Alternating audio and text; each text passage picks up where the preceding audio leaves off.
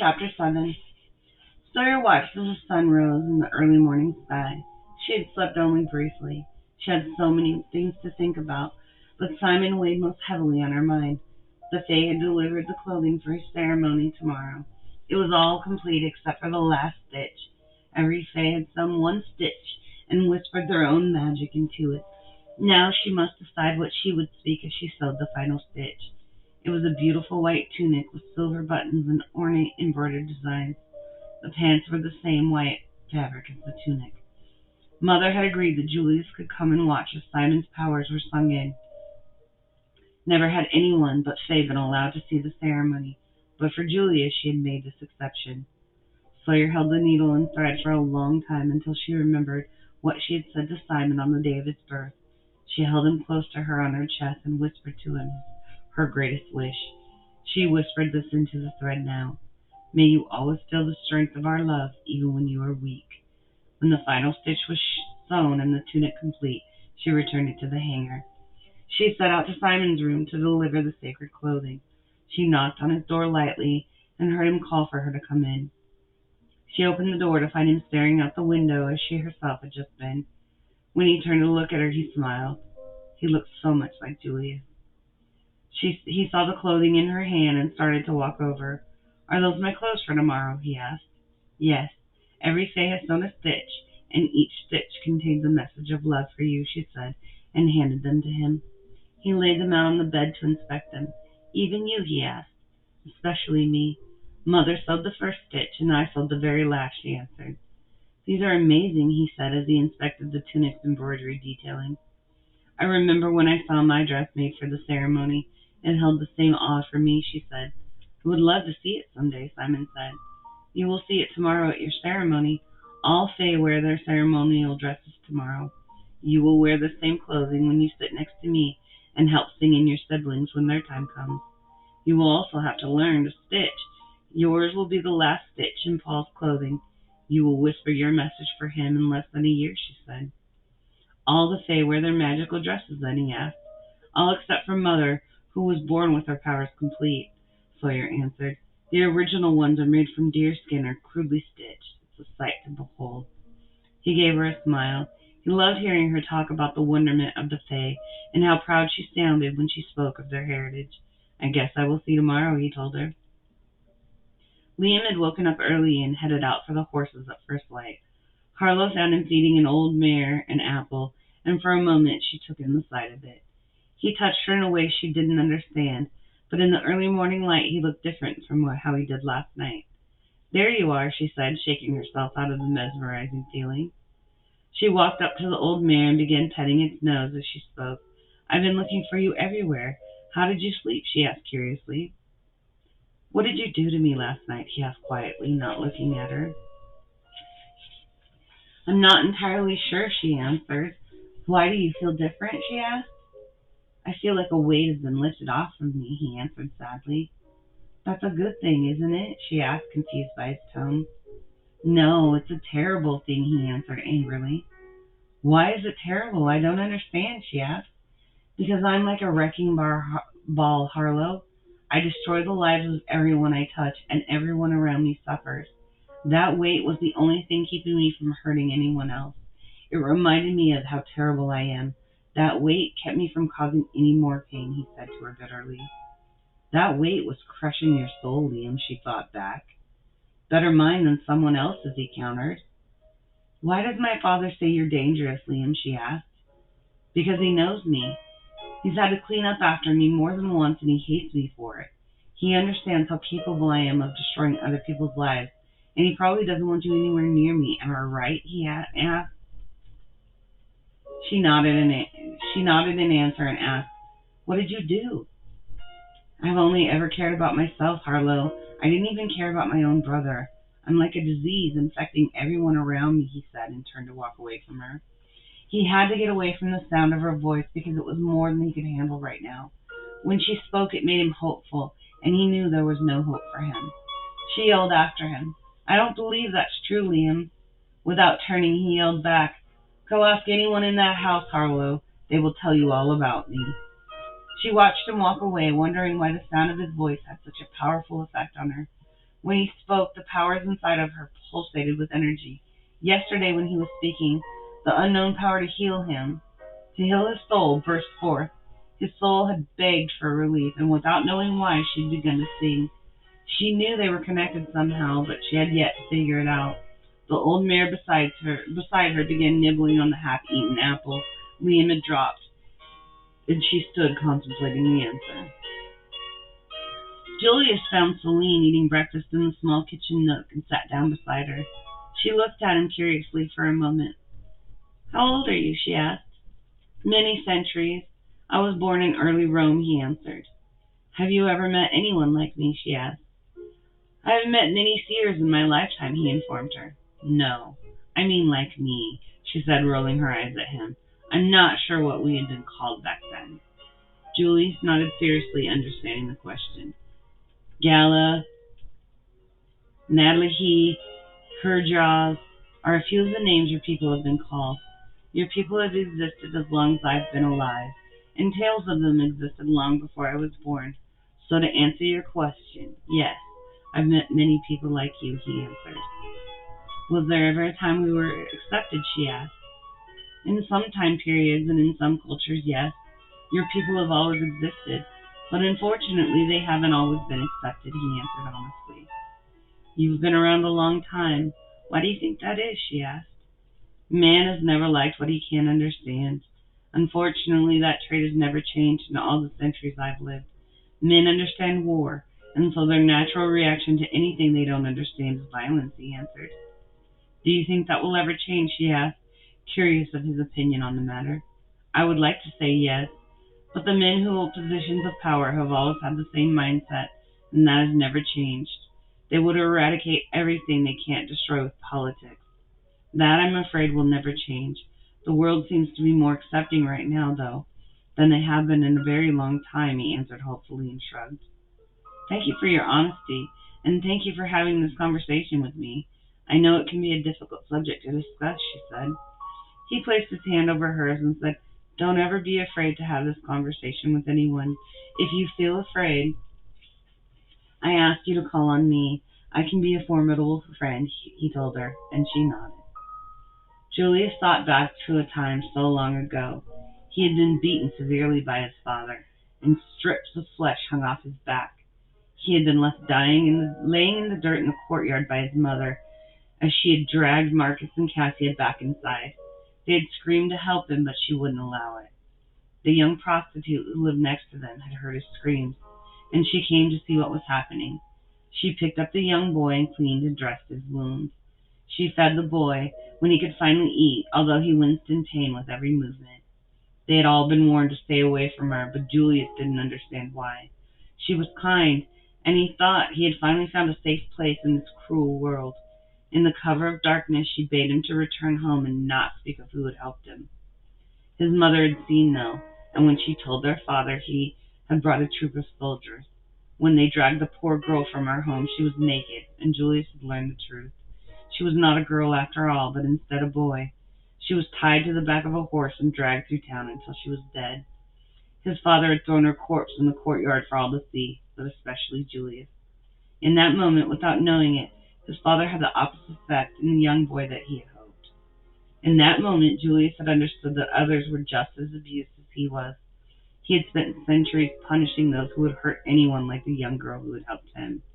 When he pledged to protect Celine, she had no idea how seriously he would take that promise. They all filtered into the library that morning, no one really talking until they showed up. The girls were playing on their phones, and Paul was deep into text. He didn't look like he had slept all night, and neither did Marcus. They were busy writing notes when Sawyer and Simon came in and poured themselves coffee. Julius and Celine came in last, and Marcus looked up to make sure everyone was there. Good. Now that we're all here, let's get started. Paul and I have typed out every sentence the little girl said last night. He nodded at Paul, who stood up and started handing out typed transcripts of the conversation.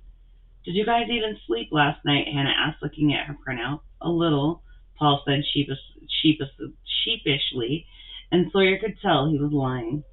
We need to go over each sentence and piece together what we We need to go over each sentence and piece together what we know with what we learned, Marcus instructed. The first thing we should answer is, why does everyone think Sawyer is a witch? Asked Marcus. Well, that seems easy enough. Albina and Dacia thought she was a witch, and Dacia threatened the people who would come looking for her. If Esme's mom thought she was a witch, then Dacia must have told others, Cassius said. Only she destroyed them before they could tell anyone what she really was, Julius offered. So whoever Dacia told before she left that night still thinks I'm a witch, Sawyer said. Makes sense, Paul said, writing down notes. What about Esme? She said Dacia was her grandmother, Marcus said. Dacia made sure her bloodline kept growing throughout the centuries with Albina. I'm sure Esme was related to her, and she was probably called grandmother the same way we referred to mother, even though she did not birth most of us, Sawyer answered. Do you think Esme was a witch? Simon asked. If she was from Dacia's bloodline, then I think we can safely guess the answer is yes, Marcus answered. Do you think the other three souls in the mist were witches also? Asked Cassius. I would say that's highly likely, Julius said. I agree. She mentioned a place of power, and only witches are attuned to that, Sawyer joined in. So how did 4 witches come to be absorbed into the black mist? Marcus and I have a theory about that, but it's going to sound crazy, Paul said hesitantly. What is it? Simon asked, knowing the 2 smartest people in the room wouldn't bring up anything if it wasn't viable. Sawyer can show you the girl's memory of being in the box and stop it before the flash of light, Marcus asked. Of course, Sawyer answered and waved it in. Marcus stepped close and waved Paul over to look. They weren't looking at the girl, but instead at the machine pointed at her. It's just as you suspected, Marcus, Paul said excitedly. You agree then, Marcus asked Paul. I do, but how? Asked Paul. What is it? Everyone shouted at them. We think it is the Large Hadron Collider, Paul said quickly. Pretend we don't know what you're talking about, nerd, Harlow said sarcastically. A Large Hadron Collider is a machine used to send protons at the speed of light to create subatomic particles, Marcus explained. Gonna need you to dumb it down a little bit more, Harlow said and rolled her eyes. Let me try to explain it better. Scientists created this machine called the Large Hadron Collider. They're interested in the universe and how it works. They are most interested in what they call dark matter and dark energy. They believe both exist, but haven't been able to prove it yet. This machine is meant to create it, therefore proving its existence, Paul explained. We know dark energy exists, but what do they want with it? Asked Sawyer, a knot of fear growing in her stomach. There is a theory in science. It's called string theory, and it suggests at least 11 more dimensions exist. String theory suggests that a universe isn't made up of particles. Instead, it is all connected by strings that are either open-ended or closed. They believe the dark energy will allow them to access the strings, and the strings will open doors to other dimensions, Marcus explained. They seek the silver light that connects everything so they can use the dark energy to enter other realms, asked Simon, finally understanding. Exactly, said Paul. They want to use the dark energy to gain access to the silver light, asked Sawyer, horrified at the thought. I'm afraid so, answered Paul. They don't have any idea of what that would do, Sawyer said. Humans have long sought out knowledge through destruction. They had to drop an atomic bomb before they realized how terrible it was, Julius said. Why would they use it on a little girl, though? Asked Hannah. I'm afraid I have a theory about that, too, Marcus answered. What is it? Paul asked, fascinated. I think they sent the girl through the machine, and the blackness was the result, Marcus said grimly. Paul nodded. So she did keep referring to the science man. How horrifying, Hannah said, thinking of how terrifying that must have been for the little girl. Why would they need the black mist, though? Asked Harlow, confused. Maybe they think they're harnessing dark energy, Paul said, theorizing. So they are collecting witches because they think they're harnessing dark energy, asked Julius. It would make sense. They have no real idea what dark energy is. Maybe they think they're succeeding, Marcus mused. What do they want from Sawyer, then? Asked Cassia. Probably because they believe she is the most powerful witch in creation. She took out 4 covens with no survivors to tell she isn't really a witch, Simon said. She also said they had 4 but needed 5 before they could come for Mom, Hannah pointed out. Esme is in hiding, so they only have 3 right now. That should buy us some time, Cassia said.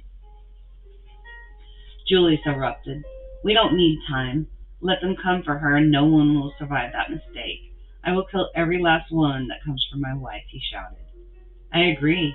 No one will survive coming for our mother, Simon said, ready to take up arms beside his father. Let's calm down for a minute. When the time comes, we will all stand in sight. Until then, we need to find out who is conducting these experiments, and then we will know who is coming for me, Sawyer said. I don't care who they are. All will die, Julius told her. We need to care. The Fae are in danger if the humans find out how to enter another realm. We are all in danger if the humans even figure out what dark energy really is. We also need to find this woman who said only Simon can stop them, Sawyer said. You're right about the woman. I don't see how she fits into any of this and how Simon fits in either. I understand they want you, Sawyer, for your power they perceive you have, but I don't think anyone understands Simon's part in it, Marcus said. I don't think the humans know about the woman either, or she wouldn't have sent them to see the Furies for answers, Paul said. Well, the Furies weren't helpful either, Simon said. I don't think their memory of her is what she's meant us to seek. I think the answer lies in how they were banished. If Mother didn't have the ability to banish them, then who did? Paul said to him. You may be right in that line of thought, Marcus said, mulling it over. Then we continue to follow what we know. Simon will receive his full powers tomorrow and be just as powerful as I am. Julius, you and Marcus can secure the house and make sure we're ready for any battle that may come to us, Sawyer said. Perhaps we can reach out to the other three souls, and if we find them, Celine can find out more, Harlow offered. I don't mind, but I don't want to get in the way of your party, Celine said. We would love for you to stay. I would like you to see the Fae realm and to meet Mother, Sawyer said. She is the first Fae ever created, Paul said, loving it when he could drop facts. Then I would be honored to stay and celebrate, Celine answered. Then it's settled. Now let's focus on the tasks we need to do, Sawyer said. They all heard the bell ring at the front door. Their first guests had arrived, and they all rushed to greet them. Lucas stood in the doorway holding a duffel bag. Cassia rushed to him, and he dropped it on the floor and scooped her up in his arms. He swung her around and kissed her gently. Do you miss me? He asked her. Not even for a minute, she answered playfully. Lucas and Cassia had been in love for over 2 decades now. She had flourished under his gentle soul. Her faith in love finally restored. They had traveled together to exotic locations, and he indulged her every whim. She, in turn, would sit for hours and listen to him play the piano. They had never once fought, and when Cassia wanted to stay to help raise the children, he never complained. He taught them all to play piano and gave them piggyback rides every time they asked. He was their Uncle Lucas, and they found him easy to talk to. The girls would go to him with boy problems, and he listened for hours on end. He never gave them advice like a parent, but more like a friend. Uncle Lucas, the twins exclaimed at the same time and ran to hug him. He gave Paul and Simon a firm handshake, and then shook the hands of Julius and Marcus in greeting. Sawyer was the last to come and hug him.